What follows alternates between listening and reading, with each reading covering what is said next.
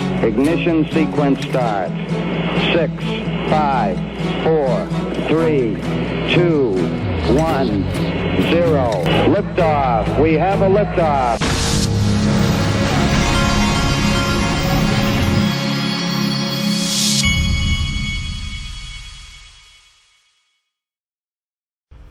Hey everybody, this is the Digital Asset Investor, and let's start here.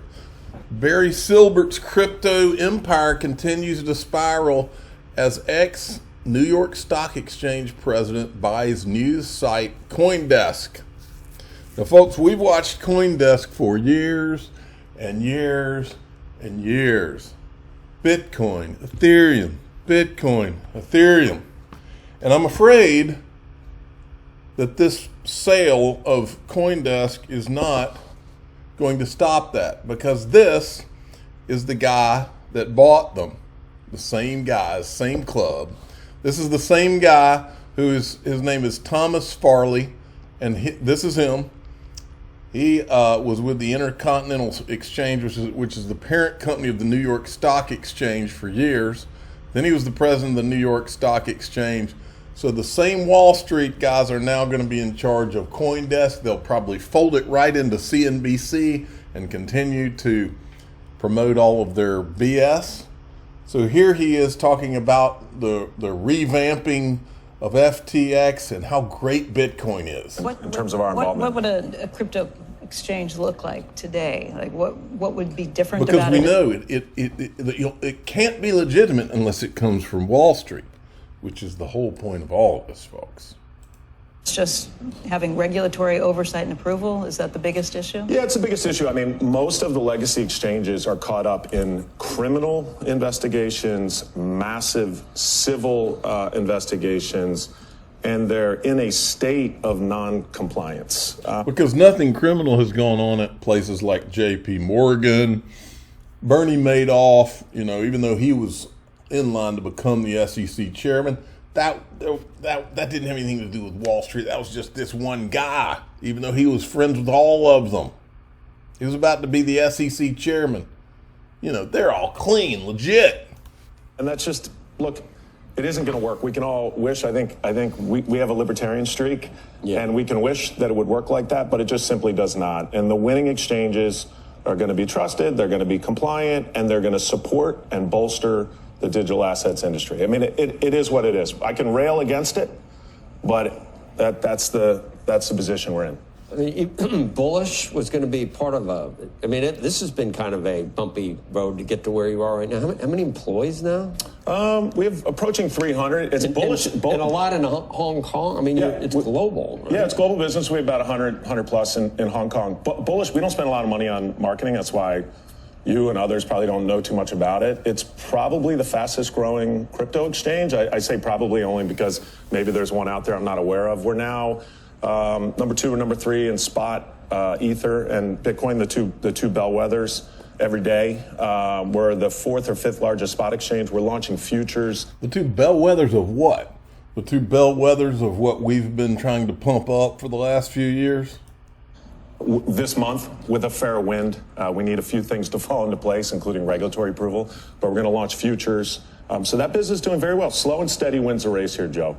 Highly compliant. We have 25 coins, not 7,000. You have to pass a rigorous set of standards. You know all these people in charge of whether there's a spot ETF. You know them all. They all trust you, and they all know you from your prior life. What the hell is happening? And is it something that's going to happen next year? Is it going to be 2025? What's the deal? What's the problem? I'm not gonna give you a specific date. I guess I'm a little less optimistic of the immediate. All right. So we're going to move along now. So there's a rumor, Department of Justice to announce major cryptocurrency enforcement actions today. Then there was this from CoinDesk. U.S. Department of Justice will reportedly settle charges with Binance in an announcement to be made later today. So in the member group, I'm going to tell you what I think is really going on here with this. Not a question in my mind what's going on here. I'm going to talk about that in this. I'm also going to make a this doesn't have anything to do with crypto, but if you've listened to me for years and years and years, then this will illustrate to you what happens when you work your butt off over time on a goal, a long period of time. In the member group today, I'm going to make what I consider, for me and my family, is a major announcement, and I'm going to do it. And any of you who have been long-time listeners will completely appreciate everything that has happened to get to this place. That's going to happen that's DAIXRP.com. I'm going to announce it today. All right. And again, it doesn't have anything to do with crypto. It has to do with personal stuff. Zero hedge, layoffs, and bankruptcies pile up in logistics amid shocking downturn. Check this out, Crypto Bull. He never gives up on his bold predictions, and I love them. XRP projected prices are 420, 720, 470 based on past breakouts. XRP had a major breakout at the end of every triangle, and we're about to finish the fourth triangle. Do you believe? I believe. You know why I believe? Because I was there during all of this time. The market realized in 2018 that XRP was the one. It realized that XRP was the greatest digital asset ever created. Nothing's changed. The only thing that's changed is that from this time, all of the corruption began. This right here is market forces, okay? The market realized it. Then you have USA, probably global corruption right here. And this right here, this 470, you know what that represents to me? That represents freedom. That represents Ripple kicking that butt and taking names. That represents XRP being free to be what it always has been, which is the greatest digital asset ever created. And I believe that the market is going to show you just that. There's not a doubt in my mind. It doesn't matter the day-to-day of the... I hear people, oh, you know, this market's slow. I see the sentiment and all that. And I just laugh to myself and say two things. One, you still don't know what you own. You still don't know what you hold. And two, I've been here since 2013. Cry me a freaking river. No, I know exactly what I hold. I know why I'm here. And I'm in the market buying today. Not necessarily XRP, but I'm buying stuff because I can feel this. Anytime I can just feel the sentiment at a low, it's that is when I'm in there. That's when I'm excited about buying. Okay. John Deaton says, tomorrow I'll post a Google form for Kraken customers, users who are sick and tired of the SEC pretending to protect digital asset holders from legitimate good businesses like Kraken FX. We will fight to have our own voices heard and not let the SEC speak for us. I like that. Then Minus Wells has here, since in the Kraken lawsuit, they've called Algorand a security.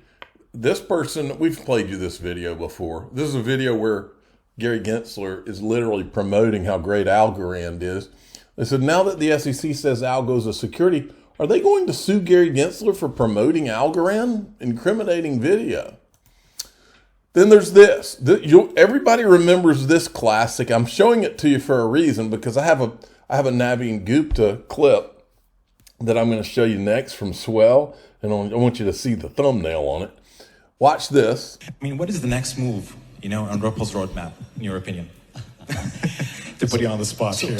No, it's very simple. So I think one thing, if there is one message that you can get in this room is Ripple is not an ordinary company. We are not here to have a small market share or do X, do Y, and make small amount of money or something to happen. We are here to make a dent in the universe. Either we will change the remittance universe, the way you understand, the way value gets transferred across the world, between people, between institutions, or we will just fade away. So it's almost 0 or 1. And some of it comes from our Silicon Valley arrogance. Some of it comes from, that's the reason 6 years ago, we were born with the mission of moving money like information moves today, right?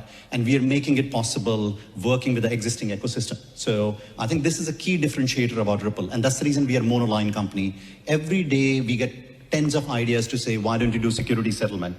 Why don't you work in trade finance? Why don't you do X, Y, Z? And what we tell them is, just cross-border remittances is $155 trillion problem. We'll solve this first. We'll make a difference to everybody who's present in this room. And once we have made the difference, then only we will look at something else. So we are like, Google is for search, Ripple is for remittances. And that's what we're going to do. We're going to do it right, and we will not rest. There you go. We're either going to put a dent in the universe or we're going to go away. Well, look at this thumbnail for Naveen Gupta. This is a video interview that was done with him from Ripple's swell in Dubai, right here. Ripple, that's a thumbnail right there. Ripple, here to stay. My wife's calling me. Here to stay. Okay, which means if you're here to stay, that means you didn't go away. That means it's time to put a dent in the universe. So let's listen to a little bit of what he says.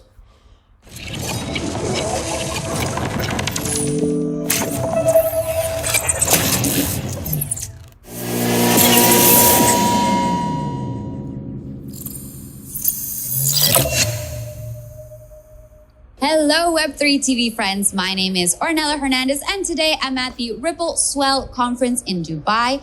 Joining me here we have Naveen, who is the Managing Director for the MENA region, Middle East and North Africa for Ripple. How are you? Very good. Thank you very much for having me. It's a pleasure to be here.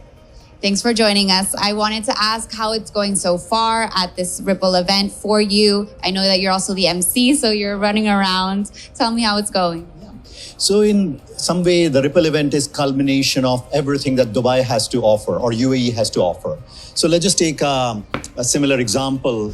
The reason Silicon Valley happened, because we had entrepreneurs, we had investments, and we had enabling regulations. And that's the reason Silicon Valley, which is the birthplace of the top 5 firms in the world. Yeah. Exactly the same momentum today we have in the UAE as well. You have enabling regulation with somebody like Vara, the CEO spoke in the morning. You have builders here in the room who are building companies. And then you have investment available with number of sovereign funds and then many VC firms which are here. And this combination is powerful exactly to create a Silicon Valley for the crypto industry. So I'm excited, and in some way the conference recognizes that, is a homage for everybody to come and meet together to make that happen.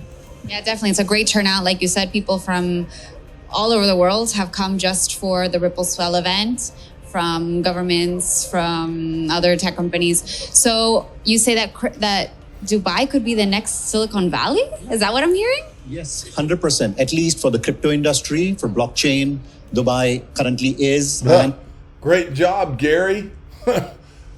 All right, so I'm about to go into the private group, and I got a couple things to show you. First thing, I'm going to show you why I think the Biden administration just let Binance off the hook. Second thing I'm going to do is make my major announcement it's a personal announcement, a major announcement for me. And I'm also going to show you a clip from here that has from the swell thing. It was a clip from behind the scenes that had music on it. I didn't want to show it out here, but I'm going to show all of those. Go to DAIXRP.com and we'll do it. Okay, here we go.